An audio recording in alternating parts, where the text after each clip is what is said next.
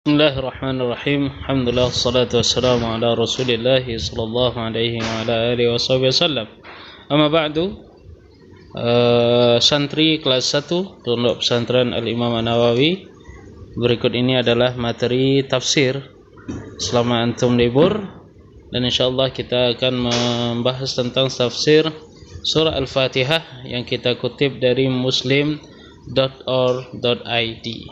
yang ditulis oleh Ustaz Ari Wahyudi SSI. Tafsir surat Al-Fatihah. Keutamaan surah Al-Fatihah: membaca Al-Fatihah adalah rukun salat. Al-Fatihah adalah surat paling agung dalam Al-Quran. Penjelasan tentang bacaan ta'awuz dan basmalah, penjelasan kandungan surat, dan kesimpulan isi surat. Para santri yang dirahmati Allah tabaraka wa ta'ala, komentar di channel berikut dengan mencantumkan nama antum secara lengkap, maka dengan itu antum telah dinyatakan hadir, dan seharusnya antum juga mengikuti video ini sampai selesai. Keutamaan surah Al-Fatihah: pertama, membaca Al-Fatihah adalah rukun salat. Nabi SAW bersabda yang artinya tidak ada salat bagi orang yang tidak membaca Fatihatul Kitab. Hadis riwayat Bukhari dan Muslim dari Ubadah ibnu Samit radhiyallahu anhu. Dalam sabda yang lain beliau mengatakan yang artinya, barang siapa yang salat tidak membaca Ummul Quran, maka salatnya khidaj, pincang. Makna khidaj adalah kurang, sebagaimana dijelaskan dalam hadis tersebut tidak lengkap. Berdasarkan hadis ini, para imam seperti Imam Malik, Syafi'i, Ahmad bin Hanbal dan para sahabatnya serta mayoritas ulama berpendapat bahwa hukum baca Al-Fatihah di dalam salat adalah wajib, tidak sah salat tanpanya. Kecuali Abu Hanifah memandang bahwasanya Al-Fatihah bisa diwakili oleh ayat lain. Faqra'u ma tayassara minal Qur'an. Kedua, Al-Fatihah adalah surat paling agung dalam Al-Quran.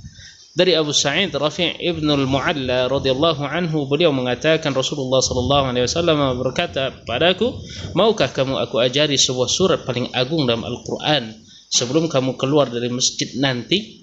Maka beliau pun berjalan sembari menggandeng tanganku. Tatkala kami sudah hampir keluar, maka aku pun berkata, wahai Rasulullah, Anda tadi telah bersabda, aku akan mengajarimu sebuah surat paling agung dalam Al-Quran. Maka beliau sallallahu alaihi wasallam bersabda, surah itu adalah Alhamdulillahi Rabbil Alamin. Itulah As-Sab'ul Mathani, 7 ayat yang sering diulang-ulang dalam salat, serta Al-Quran Al-Azim yang dikaruniakan kepadaku.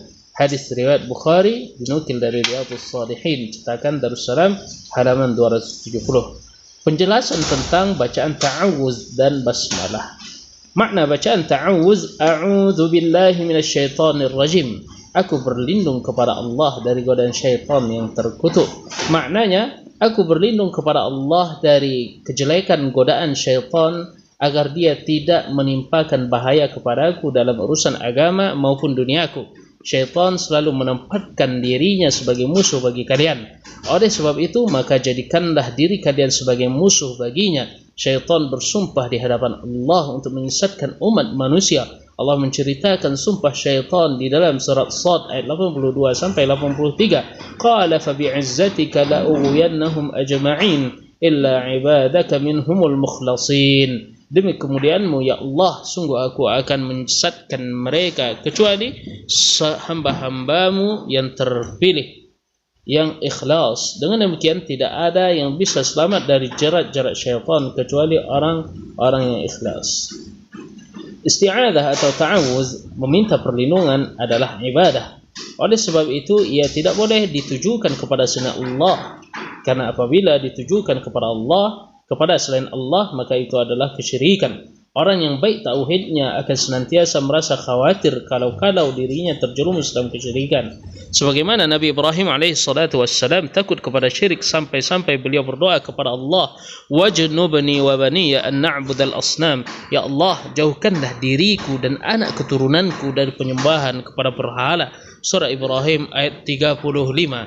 Ini menunjukkan bahwasanya tajwid yang kokoh, tauhid yang kokoh akan menyisakan kelezatan di dalam hati kaum yang beriman. Yang bisa merasakan kelezatannya hanyalah orang-orang yang benar-benar memahaminya. Syaitan yang berusaha menyesatkan umat manusia ini terdiri golongan jin dan manusia. Hal itu sebagaimana disebutkan Allah tabaraka wa taala di dalam surat Al-An'am ayat 112. Wa kadzalika ja'alna likulli nabiyyin aduwwan syayatinal insi wal jin yuhi ba'dhum ila ba'dhin zukhrufal qawli ghurura. Dan demikianlah kami jadikan musuh bagi setiap nabi, yaitu syaitan dari golongan manusia dan jin, sebagian mereka mewahyukan kepada sebagian lain ucapan-ucapan yang indah untuk memperdaya manusia. Makna bacaan basmalah, Bismillahirrahmanirrahim, dengan menyebut nama Allah yang Maha Pemurah lagi Maha Penyayang. Maknanya, aku memulai bacaanku ini seraya meminta barakah dengan menyebut seluruh nama Allah. Meminta barakah kepada Allah artinya meminta tambahan dan peningkatan amal kebaikan serta pahala. Barakah adalah milik Allah. Allah memberikannya kepada siapa saja yang dikehendaki oleh Allah. Jadi barakah bukanlah milik manusia yang bisa mereka berikan kepada siapa saja yang mereka kehendaki. Allah adalah satu-satunya sesembahan yang berhak diibadati dengan disertai rasa cinta, takut dan harap. Segala bentuk ibadah hanya boleh diperuntukkan kepada Allah. Ar-Rahman, Ar-Rahim, dua nama Allah di antara sekian banyak Asmaul Husna yang dimilikinya. Maknanya adalah Allah memiliki kasih sayang begitu luas dan agung. Rahmat Allah meliputi segala sesuatu, akan tetapi Allah hanya melimpahkan rahmatnya yang sempurna kepada hamba-hamba yang bertakwa dan mengikuti ajaran para nabi dan rasul. Mereka inilah orang-orang yang akan mendapatkan rahmat yang mutlak, yaitu rahmat yang akan mengantarkan kepada kebahagiaan abadi. Adapun orang yang tidak bertakwa, yang tidak mengikuti ajaran Nabi sallallahu alaihi wasallam, maka dia akan terhalangi dari rahmat Allah tabaraka wa taala yang sempurna.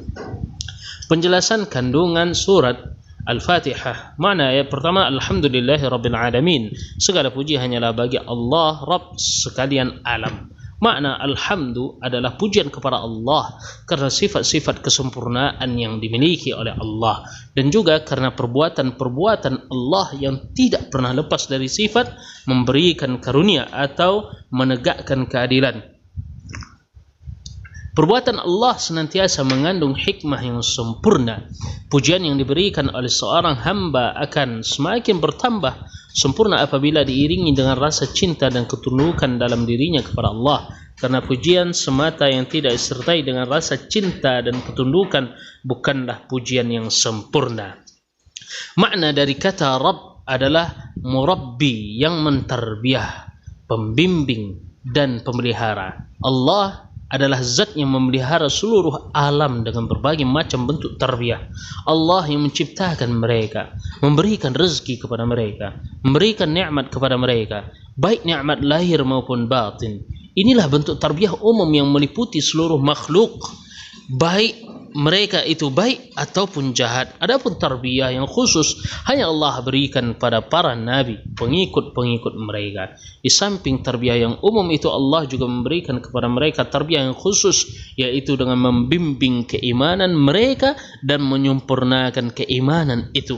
Selain itu, Allah juga menolong mereka yang menyingkirkan segala macam penghalang dan rintang yang akan menjauhkan mereka dari kebaikan dan kebahagiaan mereka yang abadi. Allah memberikan kepada mereka berbagai kemudahan dan menjaga mereka dari hal-hal yang dibenci oleh syariat.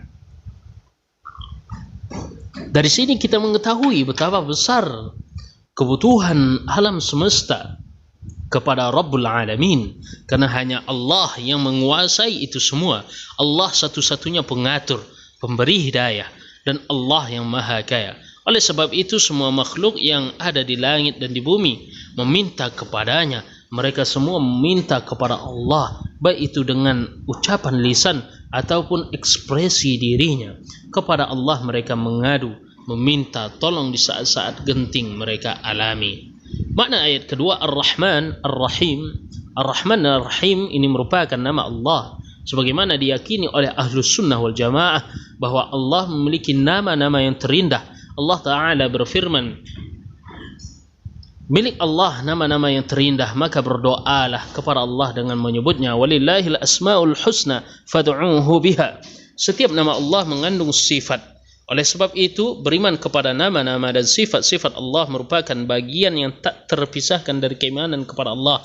Dalam mengimani nama-nama dan sifat-sifat Allah, kaum muslimin terbagi menjadi 3 golongan, yaitu musyabbihah, mu'attilah, dan ahlus sunnah wal jamaah.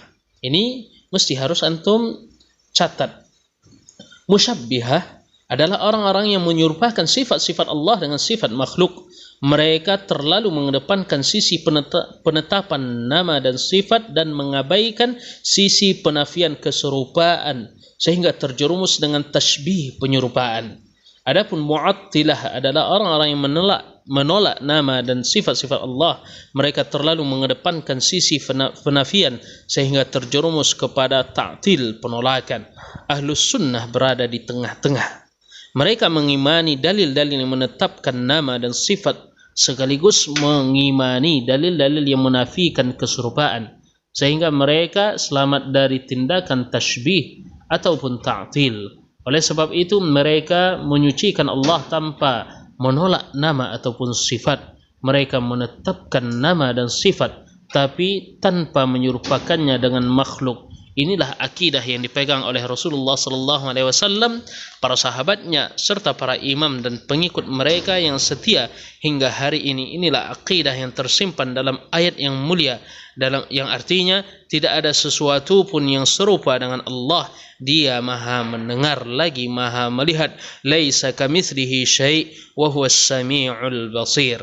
Allah maha mendengar, Allah maha melihat. Akan tetapi pendengaran dan penglihatan Allah tidak sama dengan pendengaran dan penglihatan makhluk. Meskipun namanya sama, akan tetapi hakikatnya berbeda.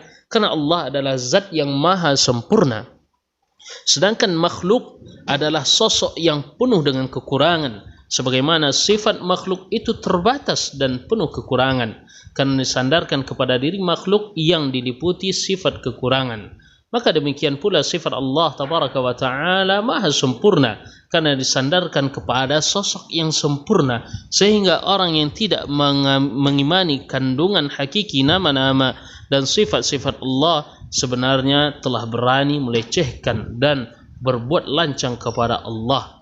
Mereka tidak mengagungkan Allah dengan sebagaimana mestinya. Lalu adakah tindakan jahat yang lebih tercela daripada tingkatan menolak kandungan nama dan sifat Allah ataupun menyerupakannya dengan makhluk? Di dalam ayat ini Allah tabaraka wa ta'ala menamai dirinya Ar-Rahman Ar-Rahim. Dalamnya terkandung sifat rahmah. Akan tetapi kasih sayang Allah tidak serupa, tidak persis dengan kasih sayang makhluk. Ayat ketiga, Malik Yaumiddin, yang menguasai hari pembalasan. Malik adalah zat yang memiliki kekuatan ataupun penguasa. Penguasa itu berhak untuk memerintah dan melarang orang-orang yang berada di bawah kekuasaannya. Dia juga yang berhak untuk mengganjar pahala dan menjatuhkan hukuman kepada mereka. Dialah yang berkuasa untuk mengatur segala sesuatu yang berada di bawah kekuasaannya menurut kehendak yang ada pada dirinya. Bagian awal ayat ini boleh dibaca Malik dengan memanjangkan mim atau Malik dengan memendekkan mim. Malik maknanya penguasa atau pemilik, sedangkan Malik maknanya raja. Akan tetapi memanjangkan dan memendekkan bacaan ini harus didasarkan oleh qiraah. Dan antum yang membaca dengan qiraah Hafs, qiraah Hafs, maka tetap membaca Maliki Yaumiddin. Yaumiddin adalah hari kiamat, disebut sebagai hari pembalasan, karena pada saat itu seluruh umat manusia akan menerima balasan amal baik maupun buruk yang mereka kerjakan sewaktu di dunia. Pada hari itulah tampak dengan sangat jelas bagi manusia kemahakuasaan Allah terhadap seluruh makhluknya. Pada saat itu akan tampak sekali kesempurnaan dari sifat adil dan hikmah yang dimiliki Allah. Pada saat itu semua raja ataupun penguasa yang dahulunya memiliki kekuasaan di dunia sudah turun dari jabatannya. Hanya tinggal Allah yang memiliki kekuasaan pada saat itu semuanya setara, baik rakyat maupun raja, presiden maupun yang dipimpin, budak ataupun merdeka. Mereka semua tunduk di bawah kemuliaan dan kebesaran Allah. Mereka semua menantikan pembalasan yang akan diberikan oleh Allah. Mereka sangat mengharapkan pahala kebaikan dari Allah, dan mereka sungguh sangat khawatir terhadap siksa hukuman yang akan dijatuhkan oleh Allah. Oleh karena itu di dalam ayat ini hari pembalasan itu disebutkan secara khusus. Hari pembalasan itu pasti ada. Allah adalah penguasa hari pembalasan, meskipun sebenarnya Allah jugalah yang berpenguasa atas seluruh hari yang ada. Allah tidak hanya berkuasa atas hari kiamat atau atas hari pembalasan saja, namun kuasa Allah tabaraka wa taala sangatlah besar. Untuk itu para murid Al-Imam An-Nawawi yang dirahmati Allah tabaraka wa taala, antum dengar dan antum buat kesimpulan dari ayat 1 sampai ayat 3, dan insyaallah pada video berikutnya kita akan berikan kita jelaskan ayat 4 sampai terakhir insyaallah. Hadza wabillahi taufiq. Subhanakallahumma bihamdik, asyhadu an la ilaha illa anta, astaghfiruka wa atubu ilaik.